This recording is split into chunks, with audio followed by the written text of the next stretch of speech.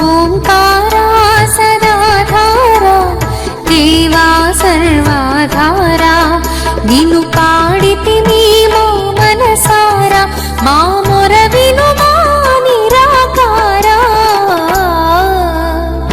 ఓంకారా సదాధారా దేవా సర్వాధారా. ఈ మంత్రంలో రూపకాలంకారంతో కనబడుతుంది. ఆత్మ, పరమాత్మ మరియు జగత్ కారణము, ఈ మూడు పదార్థములు అనాది. జగత్తుకి కారణమేమిటి అని చూస్తే మూడు పదార్థములు కల్పము ప్రళయం అయిపోయిన తర్వాత మరలా ప్రళయం సృష్టి ప్రారంభం జరగాలి. ఇది కారణం అన్నమాట. ప్రళయమైన తర్వాత సృష్టి మరలా ప్రారంభం కావాలి. ప్రారంభం కావాలనేటువంటి కారణంతో తీసి చూస్తే ఈ మూడు పదార్థాలు వచ్చాయి. వీటిని ద్రవ్యరాశి అంటారు. వీటిల్ని ఏమిటది? ఆత్మ, పరమాత్మ, ప్రకృతి, ఈ మూడు పదార్థములు వచ్చాయి. ఈ మూడు పదార్థములు శాశ్వతం అని చెప్తున్నవి. ఇక్కడ ప్రళయము కాక పూర్వము ఆత్మలు అనాదిగా, ఆది లేక అంతము లేక ఉండేటటువంటివి. ఇవి కర్మఫలములలో చిక్కుబడిపోతూ ఉంటవి. కర్మఫలములలో చిక్కుబడిపోయినటువంటి ఆత్మలు కర్మలను భోగించాలి. అంతవరకు కూడా ఏవి అయితే కర్మలు చేస్తూ వస్తూ ఉన్నారో స్టిల్ కంటిన్యూషన్, ప్రజెంట్ కంటిన్యూషన్లో ప్రళయం జరిగిపోయింది. సడన్గా మొత్తం ప్రకృతి అంతా కూడా స్థూల ప్రకృతి నుంచి, దృశ్య ప్రకృతి నుంచి సూక్ష్మ పరమాణు ప్రకృతిలోనికి వెళ్ళిపోయింది. అది ప్రళయం అన్నమాట. మరలా ఇక్కడ కారణం ఏమిటి వచ్చింది? ఆత్మలు కర్మఫలములు అనుభవించకుండా చేసిన వాటిని ప్రళయంలో శరీరాలు విడిచిపెట్టేసేసి ఆత్మలు మిగిలిపోయాయి. పరమాత్మ అనేటటువంటి వాడు కర్మలకి లేకుండా అభోక్తగా ఉంటాడు. ఆయన ప్రకృతి ఇక్కడ కర్మలు చేయడానికి, అనుభవించడానికి ఇది నిమిత్తంగా తయారవుతూ ఉంటుంది. అప్పుడు ఇవన్నమాట రెండవ కల్పానికి, ప్రారంభానికి ఇవి కారణాలు అయ్యాయి. ఒకటి, కర్మఫలాల ఆత్మల అనుభవించాలి. అనుభవించడానికి వాటికి ఒక స్టేజ్ కావాలి. అనుభవింప చేయించడానికి ఒకటి నిమిత్తంగా ఉండాలి. ఈ మూడు కారణాలు అయ్యాయి. అందు నిమిత్తమై పరమాత్మ మరలా సృష్టిని ప్రారంభిస్తాడు. ఆ ప్రారంభం సృష్టి రచన క్రమంలో మొదట మీకు అన్నీ చెప్పుకుంటూ వచ్చాను. ఇక్కడ సృష్టి పరమాత్మ కారణరూపం, జగత్ కారణంలో ఈ మూడు పదార్థములు శాశ్వతమైనటువంటివి, నిత్యములైనటువంటివి. జీవుడు మరియు ఈశ్వరుడు పరమాత్మ యథాక్రమముగా అల్ప అనంత చేతనములు. ఇక్కడ జీవుడు పరమాత్మ తీసుకుంటే జీవుడి తాలూకా చేష్టలు అల్పము, పరమాత్మ యొక్క చేష్టలు అనంతము. చేష్టం అంటే కర్మలు అన్నమాట. జీవుడి తాలూకా కర్మలు అల్పముగా ఉంటవి, పరమాత్మ యొక్క కర్మలు అనంతంగా ఉంటవి. ఇవి విజ్ఞానములతో ఎల్లప్పుడూ విలక్షణముగా వ్యాపక భావనములతో కలిసి మిత్రుల వలె వర్తించుచుండును. ఇక్కడ గమనించాలి. వ్యాపకము, వ్యాపకమేమి వచ్చింది, వ్యాప్యమేమి వచ్చింది. వ్యాప్య అంటే అర్థమేమిటి, వ్యాపకం అంటే అర్థమేమిటి, ఇది గ్రహించాలి అందరూ కూడా. అయ్యా ఎంఈఓ గారు, ఐడియా ఉందా లేదా? సరే. బిడివి ప్రసాదరావు గారు, ప్రసాద్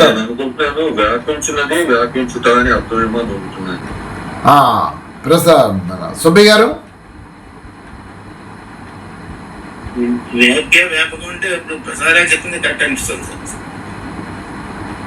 ఏం చెప్పారు ప్రసాదరావు గారు? వ్యాపించే గుణము, వ్యాపించేది గుణము వేరు, లక్షణం వేరు నేను అనుకున్నాను మనసే. ఇప్పుడు వ్యాప్యము వ్యాపకం అనేటప్పటికీ అవి అర్థాలు సరైనవి కావు. మీరు చెప్పింది కరెక్ట్, ఒక పక్షం కరెక్ట్ వస్తుంది, కానీ లోపలికి వెళితే విశ్లేషిస్తే మారిపోతాయి.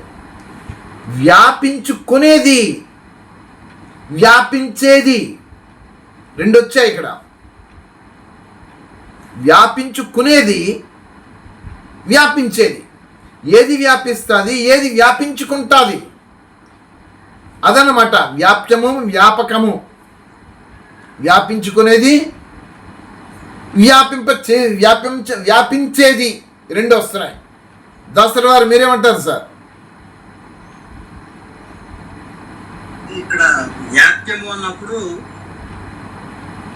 ఏకదేశీయంగా ఉండి వ్యాప్యంగా, అంటే కొంత ప్రాంతం మాత్రమే అది వ్యాపకంగా ఉంటుంది అంతే. సర్వత్ర వ్యాపకత్వంతో ఉండి ఓతప్రోతమై ఉన్నటువంటిది పరమేశ్వర తత్వం. రెండు వస్తుంది.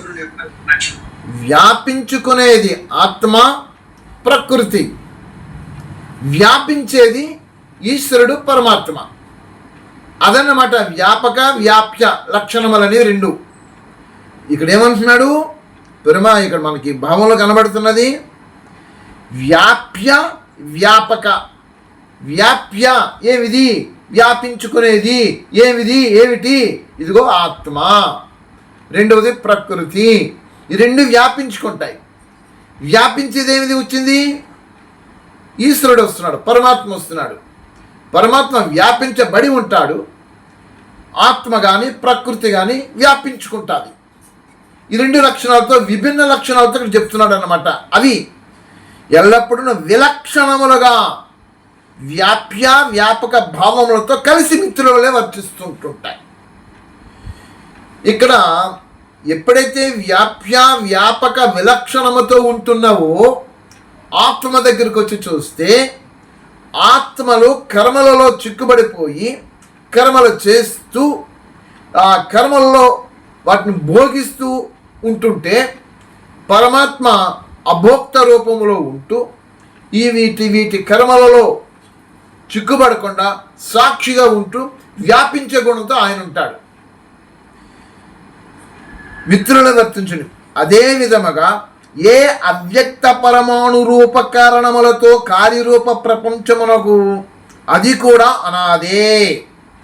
అవ్యక్త పరమాణు రూపములో అంటే కల్పము ప్రళయమైన తర్వాత ఈ స్థూల ప్రకృతి, అదే దృశ్య ప్రకృతి సూక్ష్మ పరమాణు ప్రకృతి రూపంలోకి మారిపోతుంది.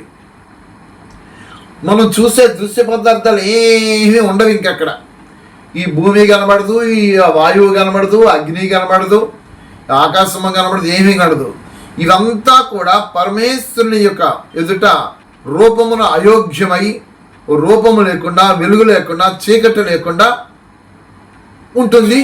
ఈ యొక్క దృశ్య పదార్థంతో ఇప్పుడు కనబడుతున్న ప్రకృతి ప్రళయము అయిన తర్వాత ఇది అనాథ అన్నమాట. ఏది అనాథ అయ్యినది ఇక్కడ అంటే మూల ప్రకృతి అనాథ అయ్యినది. ఇదే విషయాన్ని శంకర భగవత్పాదుల వారు ఏం చెప్పారు? వారి తాలూకా గురువు గారు గోవిందాచార్యులు, వారి గురువులు గౌడపాదుల వారు జగత్ మిథ్య ఈశ్వర సత్యం అని అన్నాడు ఆయన.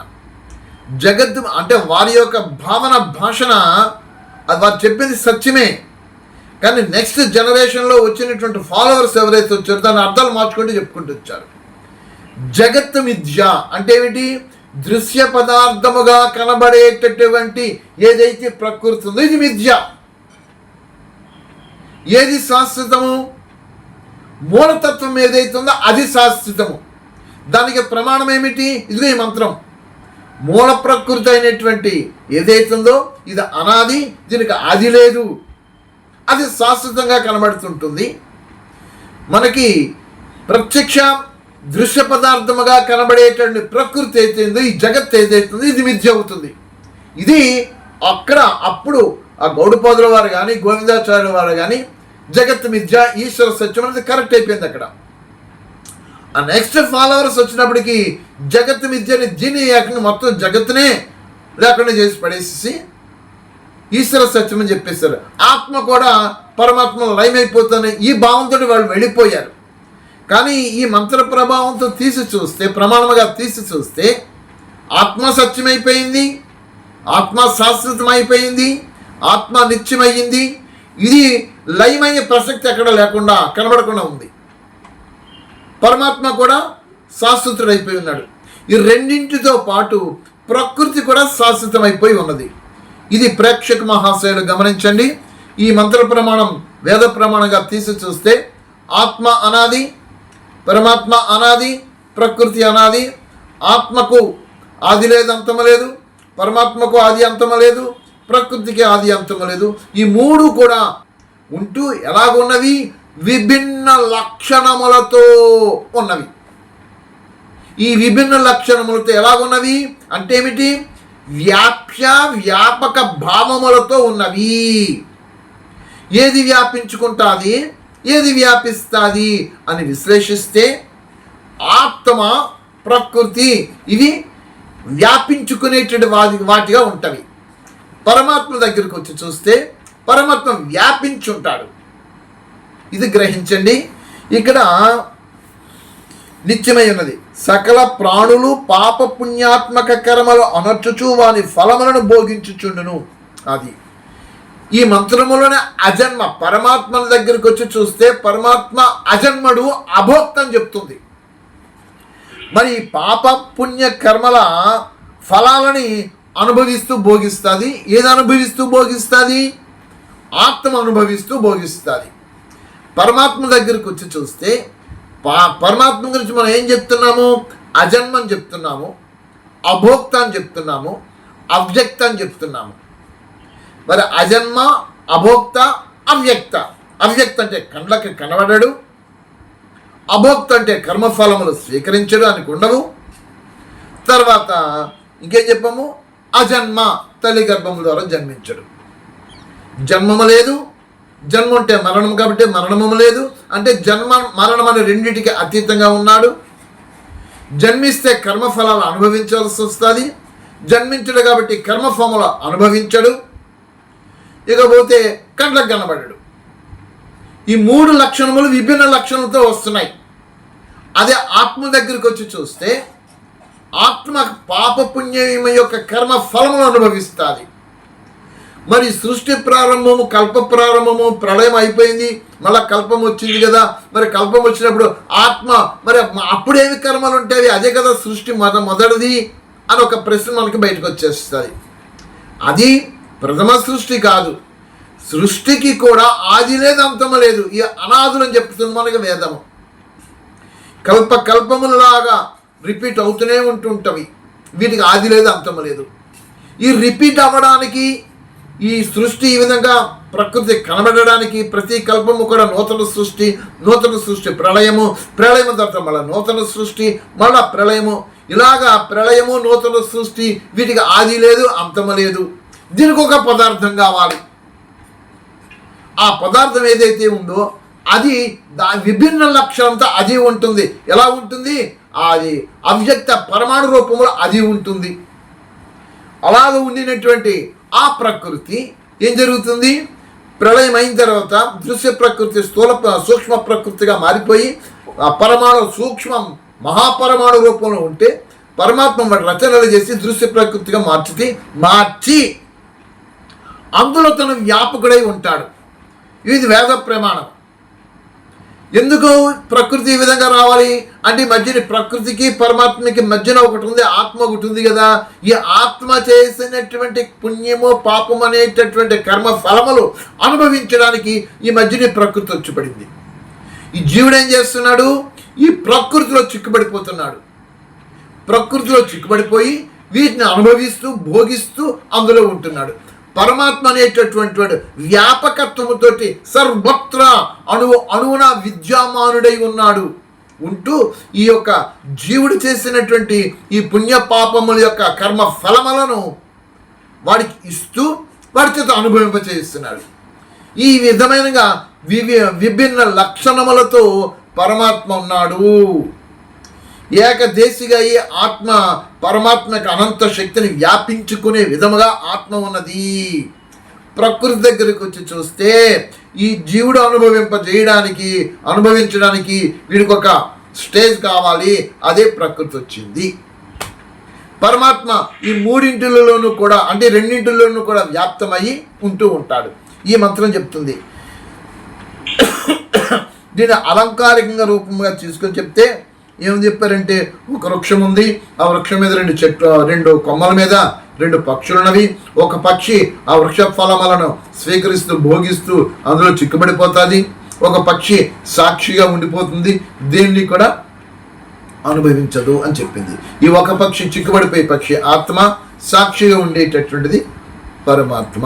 మరి ఇలాంటి పరమాత్మ ఈ మంత్ర ప్రమాణంతో తీసుకుంటే శరీరములను ధరించడు, వ్యాపకత్వముతోటి మొత్తం అంతా వ్యాపించి ఉన్నాడు అని ఈ మంత్రం మనకి బోధిస్తుంది. అదండి ఈ మంత్రం గురించి. రేపు నెక్స్ట్ మంత్రం ఇంకో మంత్రం చెప్పుకుందాము. ఏమిటంటే అమ్మ ఏంటి నాగలక్ష్మ చెప్పమ్మా.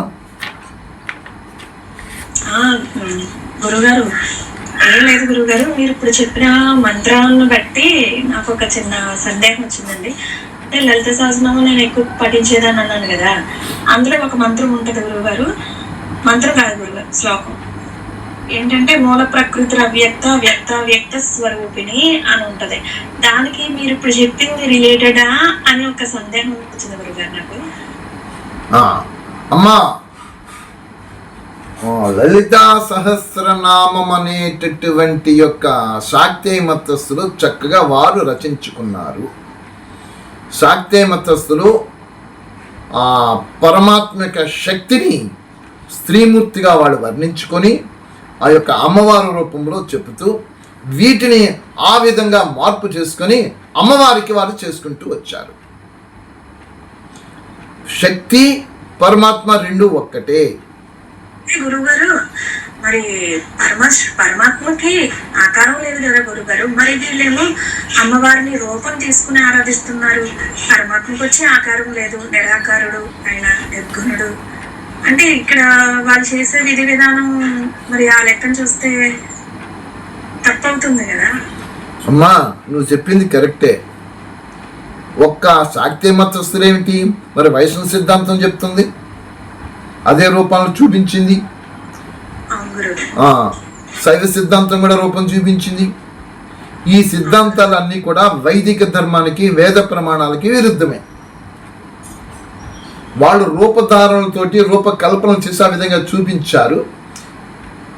ఇక్కడ అమ్మవారిని చూసినా వారు రచించుకునేటటువంటి ఏమైతే కనబడుతూ వస్తున్నావో అవి చూసినా వాటి యొక్క సూక్ష్మార్థాలు నిరాకార నిర్గుణ పరబ్రహ్మ స్వరూపానికి మనం అన్వయించుకొని మనం చేసుకుంటాము. కానీ వాళ్ళు ఆ నిరాకార నిర్గుణ పరబ్రహ్మ స్వరూపము కాకుండా శక్తి స్వరూపాన్ని తీసుకొని వస్తున్నవి చూపించుకుంటూ వాళ్ళు చేస్తున్నారు. జ్ఞానైనటువంటి వాళ్ళు అమ్మవారిని చూసి కూడా అది పరమాత్మక శక్తిగా గుర్తించి పరమేశ్వరుడికి నమస్కరించుకుంటూ దాన్ని గౌరవిస్తారు. కాబట్టి ఇక్కడ మనం గ్రహించాల్సింది ఏమిటంటే, మనకి సామవేదం కానీ అధర్వ వేదం కానీ తీసి చూస్తే మీకు చాలా మంత్రాలు ఒక అధ్యాయమే కనబడుతుంది. పరమాత్మ యొక్క శక్తి యొక్క రూపమే ఈ మంత్రాలతో అక్కడ కనబడుతున్నది. దానిని వీడు ఆ విధంగా చూపించుకుంటూ 16 భుజాలుగా దేవిగాను, 8 భుజాలుగా దుర్గగాను, అమ్మవార్లు కానీ ఇవన్నీ చూపించుకుంటూ వచ్చారు. ఇవన్నీ కూడా ఈ రూపధారణలు ఏవైతే ఉన్నాయో ఇవన్నీ వేదంలో చెప్పబడలేదు. పరమాత్మ శక్తి పరమాత్మ రెండు ఒక్కటే. ఇప్పుడు మీరున్నారు, మీరు చెయ్యి పైకి ఎత్తమన్నాను, మీరు చెయ్యి పైకి ఎత్తారు. మీరు శక్తి జ్వరం వచ్చింది అనుకుందాం, శక్తి లేదనుకోండి, అప్పుడు మీరు చెయ్యి పైకి ఎత్తమంటే చెయ్యి ఉన్నది మీరు ఉన్నారు కానీ చెయ్యి పైకి ఎత్తగలరా? అమ్మ నాకు నీరసం వచ్చింది నేను కదలేను అని రెస్ట్ చేసుకుంటారు. అయితే ఆ శక్తి మీలో ఉన్నంత వరకు మీరు అన్ని పనులు చేస్తూ ఉంటుంటారు. అలాగని శక్తి వేరు మీరు వేరా కాదు, మళ్ళీ రెండు కలిపే ఉన్నారు. అక్కడ పరమాత్మ యొక్క శక్తి పరమాత్మ రెండు వేరు కాదు. ఇక్కడ పౌరాణికులు శక్తిని వేరుగా ఒక ప్రకృతి రూపం చూపించి వారు ఆ విధంగా రూపకల్పన చేస్తుంటే రూపకల్పన చూపించుకుంటూ ఆ ఆరాధన చేయడం వారు ప్రారంభించారు. కానీ జ్ఞానులు యోగులు అనేటటువంటి వారు ఈ రూపము పరమాత్మ కాదుది ఈ వీరి విధంగా చూపించారు. ఆ శక్తి పరమాత్మ ఏదైతుందో అది పరమాత్మ యొక్క శక్తి ఏది అని రూపాన్ని చూసి పరమాత్మను ఆరాధిస్తారు జ్ఞానులు, యోగులు. ఈ రూపాన్ని వాడు విభేదించరు, చూస్తూ ఊరుకుంటారు. ఇది వీళ్ళ తాలూకా విజ్ఞత, అది వాళ్ళ తాలూకా విజ్ఞత. అది కానీ మూలతత్వం మాత్రం ఒక్కటే, అదే పరమాత్మ తత్వము, పరమాత్మ శక్తి రెండు ఒక్కటే. అంతేగా? గురుగారు ఇప్పుడు అందులో చాలా విషయాలు అంటే ఇప్పుడు లలిత సహస్రనామే కాదు, విష్ణు సహస్రనామే కాదు, లోతైన విశ్లేషణ అయితే ఉంది. కానీ పైకి వాళ్ళు చేసే విధి విధానాల మట్టికి కొంచెం క్రమం తప్పి, అంటే మీరు అన్నట్టుగా క్రమం తప్పి వెళ్ళిపోతుంది అన్నదైతే కనబడుతుంది గురుగారు. ఇప్పుడు ఇవన్నీ చెప్పాలమ్మా, అందరికీ కూడా యథార్థమైన సత్య విషయాలు తెలియచేయాలి. వేదాలలో ఏమున్నదో అది అందరికీ చెప్పాలి. మరి అందరికీ చెప్పేటటువంటి విధానాలతో ఇప్పుడు ముందుకు వచ్చి మనం చేస్తున్నాం ఈ కార్యక్రమాన్ని. ఎంతమంది దీన్ని స్వీకరిస్తారు అనేది గ్రహించాలి. అథర్వవేదంలోనూ అథర్వవేదం అయ్యా సుబ్బయ్య గారు చెప్పండి. 10:1 నుంచి చూడండి సార్. 10వ మండలము 10వ సూక్తము 1వ మంత్రం నుంచి 31వ మంత్రము వరకు పరమాత్మ శక్తి, పరమాత్మయే జగన్మాత. అబ్బో అద్భుతం, ఇది నన్ను తయారు చేశాను. పరమాత్మయే జగన్మాత. మరి జగన్మాత ఎక్కడి నుంచి వచ్చారు? వేద ప్రమాణాలతో పరమాత్మయే జగన్మాతగా కనబడుతుంది. అది మొన్న నేను రాశాను. అది సామవేదం 102 మంత్రం చూడమ్మా ఒకసారి మీరు ఎవరైనా సరే. అయ్యా సన్యాసిధర్ గారు, అదర్ మీరు సామవేదం 102 మంత్రం చూడండి సార్. మీరు ఎన్నో వాల్యూమ్ గురుగారు? 1వ వాల్యూము. పరమాత్మే తల్లి జగన్మాత. మరి జగన్మాత ఈ రూపం ఎక్కడి నుంచి వచ్చింది? అయ్యా సుబ్బయ్య గారు అథర్వవేదం తీశారా సార్? 10వ మండలం 10వ సూక్తం నుంచి 10వ సూక్తంలో. ఓకే అలాగే ఆఫ్ చేసుకుందాము. మీరు చూసుకోండి, మీకు తెలుస్తుంది. ఇప్పుడు మంత్ర సంఖ్యలు చెప్తాను. సామవేదం 102 మంత్ర సంఖ్య. పరమాత్మయే జగన్మాత, మనకి పరమాత్మయే తల్లి, పరమాత్మయే తండ్రి, పరమాత్మయే బంధువు అని మనకు కనబడుతుంది, అందులో కనబడుతుంది. తర్వాత ఇంకా నెక్స్ట్ పరమాత్మయే తల్లి తండ్రి అని 10 ఋగ్వేదంలో 10:7-3లో కనబడుతుంది. తర్వాత ఈశ్వర శక్తి, ఈశ్వరుడు పరమాత్మ శక్తి రెండు అవినాభావం ఒకటి కలిసి ఉంటవి అనే విషయాన్ని అథర్వవేదంలో 10:1 నుంచి 31 వరకు ఆ మొత్తం అధ్యాయం అంతా కూడా మనకు ఆ శక్తి స్వరూపమైనటువంటి పరమాత్మ గురించి చెప్పడం జరుగుతుంది. అది చూడండి. ఇది చూసుకొని రేపు రెఫరెన్స్ తోటి మళ్ళీ మీరు వస్తే చదువుకుని వస్తే మనకు దాన్ని డిస్కస్ చేయడానికి ఈజీగా ఉంటుంది సార్. సబ్జెక్ట్ నుంచి చెప్పారు కదా, అందరూ వాడి దగ్గర ఉంటే పుస్తకం చదివితే దాన్ని మనం డిస్కస్ చేయొచ్చు. అప్పుడు బాగా ఎన్లైట్ అవుతుంది. ఇప్పుడు నోట్ చేసుకోండి, ఇవన్నీ నోట్ చేసుకున్నారు కదా. సామవేదములను 102 మంత్ర సంఖ్య. అయ్యా తమ చెప్పిన మంత్ర సంఖ్య మన గ్రూప్ లో ఒకసారి పెట్టేస్తే మళ్ళీ మర్చిపోకుండా ఉంటాం, జాగ్రత్తగా చదువుతాం. పెడతాను, తప్పు రాసుకోవడం ఏదో జరుగుతుంది అందుకని. సరే పెడతానండి, పెడతాను. వాళ్ళకి హోంవర్క్ ఉంటుంది, ప్లస్ చదువుకుని వస్తారు. అరే మంచికి వచ్చింది అడగడానికి వీలుగా ఉంటుంది. అలాగే సార్. సబ్జెక్ట్ డివైడ్ అయిపోతుంది, ఒక దాంట్లో వెళ్ళిపోతుంది.